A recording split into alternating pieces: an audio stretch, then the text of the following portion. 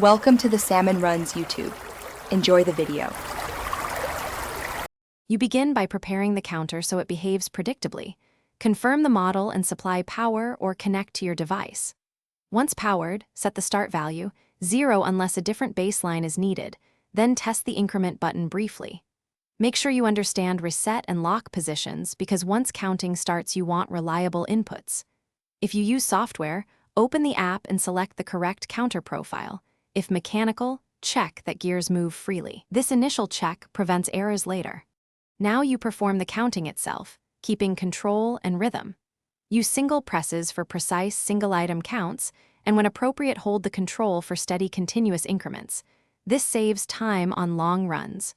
Group items into tens or hundreds and mark each group so you can verify totals quickly. Make sure to watch the display and periodically cross-check with a manual tally or sample count. This helps catch missed increments and confirms the counter increments consistently.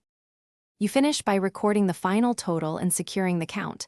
Lock the device or reset only after you document the value. If using software, export or screenshot the reading and add context like time, batch, or location. Make sure to clear any temporary markers. If the result looks wrong, don't panic. Repeat a quick sample recount, inspect buttons or sensors for sticking, and verify power stability. These steps usually locate the problem and let you correct the tally safely. Thanks for watching. Consider subscribing if we helped you.